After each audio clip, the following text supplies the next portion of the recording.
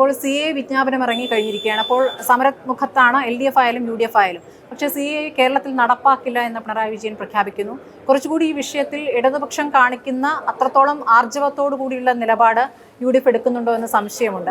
അതിനോട് എന്താണ് പറയാനുള്ളത്? ആ സംശയം ഡെവലപ്പ് ചെയ്യിപ്പിക്കുന്ന ഒരു നരേറ്റീവാണ്, അത് ഇന്റൻഷനലാണ്. അതങ്ങനെ ഒരു പെർസെപ്ഷൻ ക്രിയേഷന് വേണ്ടി ശ്രമിക്കുകയാണ്. CA കേരളത്തിൽ നടപ്പിലാക്കില്ല എന്ന് മുഖ്യമന്ത്രി പറയുന്നു. കേന്ദ്ര ഗവൺമെന്റ് അതിന്റെ വെബ്സൈറ്റ് തുറന്നു കഴിഞ്ഞു, അതിൽ ആപ്ലിക്കേഷൻ സ്വീകരിച്ചു കഴിഞ്ഞു.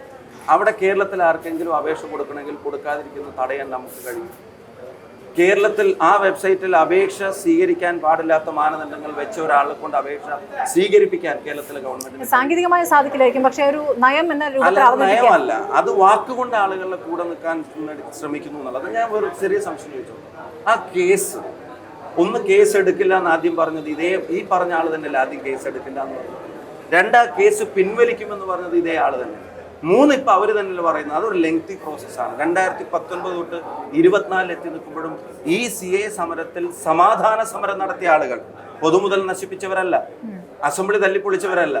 സമാധാന സമരം നടത്തി തെരുവിലിറങ്ങിയ ജനതയുടെ പേരിലെടുത്ത കേസുകൾ പിൻവലിക്കുന്ന കാര്യത്തിൽ പോലും ആത്മാർത്ഥത കാണിക്കാതെ എന്ത് ഇഷ്യൂ വരുമ്പോഴും അതിനകത്തൊരു കോൺഗ്രസ് വിരോധത്തിന്റെ സ്പേസ് എവിടെയാണ് എന്ന് റിസർച്ച് ചെയ്യുന്നത് സത്യം പറഞ്ഞ ഒരു തരം രാഷ്ട്രീയ പാപ്പരത്വമാണ്.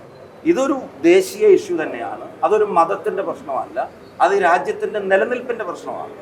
ഇന്ത്യയുടെ ഭരണഘടനയുടെ നിലനിൽപ്പിന്റെ, ഈ രാജ്യത്തെ ജനങ്ങളുടെ ഐക്യത്തിന്റെ നിലനിൽപ്പിന്റെ പ്രശ്നമാണ്. ആ വിജ്ഞാപനം, ആ വിഭാഗീയ വിജ്ഞാപനം എന്ന് ഞാൻ വിളിക്കുന്നു. അത് 40 രൂപക്ക് പെട്രോൾ തരില്ല, 40 രൂപക്ക് ഡീസൽ തരില്ല, 400 രൂപക്ക് ഗ്യാസ് തരില്ല, 2 കോടി തൊഴിലവസരങ്ങൾ ഒരു വർഷം സൃഷ്ടിക്കില്ല, ഇന്ത്യ ചൈനയേക്കാൾ വലിയ എക്സ്പോർട്ടർ ആവില്ല, ഡോളർ കമ്പയർ ചെയ്യുമ്പോൾ 40 രൂപക്ക് ഒരു ഡോളർ കിട്ടില്ല, ഒരു തരത്തിലും സ്ത്രീകളുടെ സുരക്ഷ അത് ഉറപ്പുവരുത്തില്ല, കർഷകന്റെ ബാധ്യതകൾ അത് ഏറ്റെടുക്കില്ല, കർഷകന്റെ ആവശ്യങ്ങൾ, അവന്റെ മിനിമം സപ്പോർട്ട് പ്രൈസ് ഉൾപ്പെടെയുള്ള ഒരു ആവശ്യവും അതിൽ നിറവേറില്ല, ഒരു പുതിയ സംരംഭവും അത് സൃഷ്ടിക്കില്ല. അത് നാട്ടിലെ ജനങ്ങളെ കീറിമുറിക്കാൻ വേണ്ടി മാത്രമാണ്.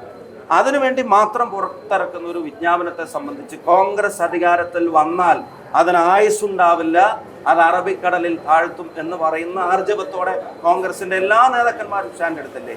മല്ലികാർജ്ജുന ഖാർഗെയുടെ സ്റ്റേറ്റ്മെന്റ് നമ്മൾ കേട്ടില്ലേ? രാഹുൽ ഗാന്ധി നിരന്തരം അതിനെ സംബന്ധിച്ച് സംസാരിച്ചു കൊണ്ടിരിക്കുകയല്ലേ? ഭാരത് ജോഡോ യാത്രയുടെ മുദ്രാവാക്യം തന്നെ എന്തായിരുന്നു? രാജ്യത്തെ വിഭജിക്കരുതെന്ന് ഒരു നേതാവ് ഇന്ത്യ മുഴുവൻ പറഞ്ഞ് നടന്നില്ലേ? ഇന്ത്യ മുഴുവൻ നടന്നു പറഞ്ഞില്ലേ? ഇങ്ങനെയൊക്കെ പറയുമ്പോഴും EP ജയരാജനാണോ പറയുന്നത്? EP ജയരാജന്റെ സർട്ടിഫിക്കറ്റ് ആണോ കോൺഗ്രസിന്റെ ആ സ്റ്റാൻഡിൽ വേണ്ടത്?